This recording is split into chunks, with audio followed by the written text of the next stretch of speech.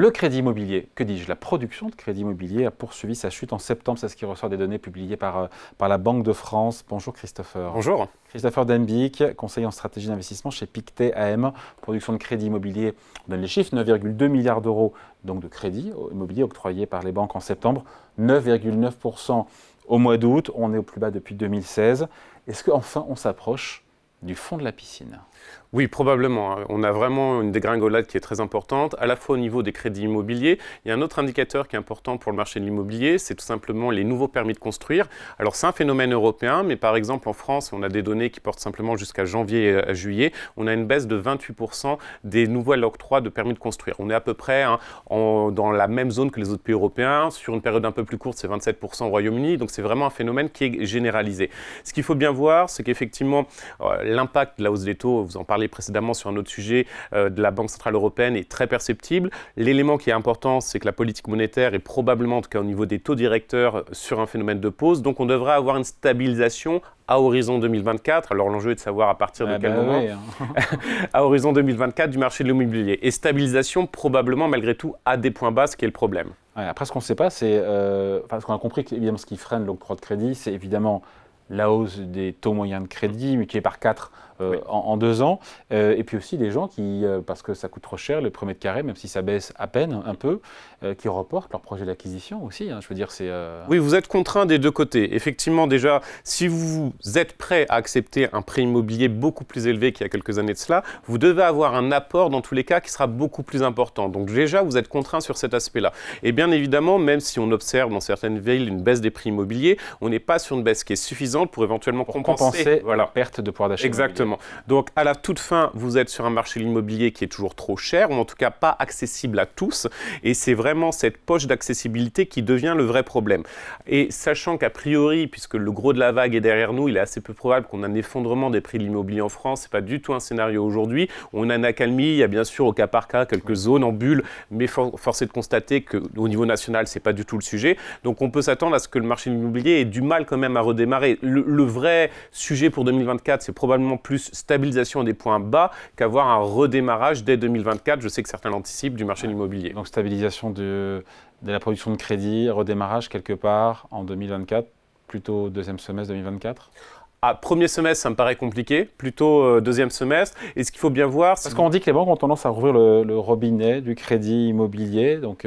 Progressivement. Le message fin donc 2022 pour l'année 2023, quand on a les objectifs, c'était de dire, non pas on va réduire le crédit, même si en réalité c'était la réalité, mais on fait du crédit du mieux. On va choisir, être plus sélectif sur les dossiers. Et c'est ce qui s'est parfaitement passé en 2023. Donc ça exclut tous les primo...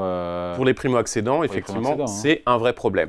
Maintenant, pour les objectifs, ça commence à être défini effectivement pour 2024. Il y a une petite ouverture, mais on part de tellement points bas que notamment si vous êtes primo-accédant, quand vous avez finalement toujours un apport qui va être beaucoup plus important qu'il y a 5 ou 6 ans de cela, si vous deviez faire le même crédit, des taux plus élevés, vous n'avez toujours pas accès à ce marché-là. Donc on va rester toujours quand même si les banques commencent à rouvrir le crédit immobilier, c'est très clairement insuffisant et c'est notamment pas le seul vecteur sur l'aspect accès au prêt immobilier, apport, bien sûr, c'est du côté bancaire. Ça, il y a quand même assez peu de chances qu'il y ait un changement fondamental du jour au lendemain. Et de l'autre côté, du côté des prix, on reste sur des prix qui restent fondamentalement encore... Donc, il n'y a pas de raison que ça rebondisse vraiment. Non, ceux qui espèrent... Et quel élément déclencheur pourrait aider au rebond de l'octroi de crédit immobilier ?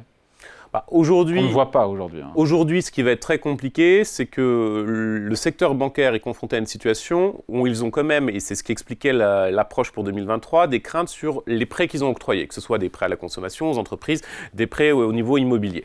Et force est de constater qu'elles ont aussi une contrainte qui est réglementaire qui s'ajoute, donc elles ont toute vocation finalement à être très vigilants sur l'octroi de crédit et donc sur la capacité des emprunteurs à rembourser. Ça, fondamentalement, ça ne va pas changer du jour au lendemain, notamment l'aspect réglementaire, ça ne changera pas du jour au lendemain. Donc je suis assez pessimiste sur une capacité de rebond du jour au lendemain. Il faudrait peut-être plutôt du côté du marché qu'on ait une décrue très importante des prix, ce qui permettrait de contrebalancer et de rendre cela attractif.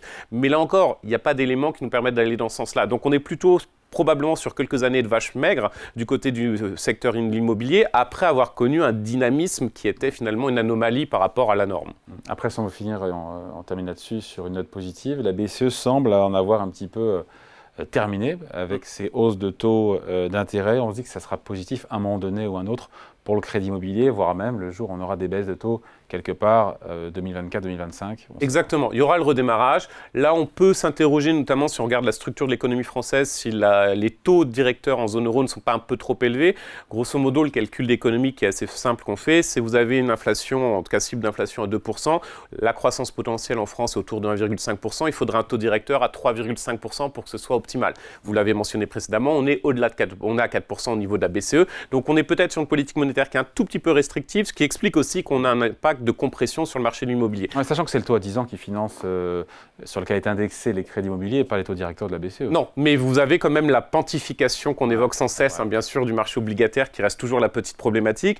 Et donc ça, cet aspect-là, la pantification, on devrait commencer à stabiliser probablement dans les mois à venir, voire début d'année prochaine, d'ailleurs des deux côtés de l'Atlantique.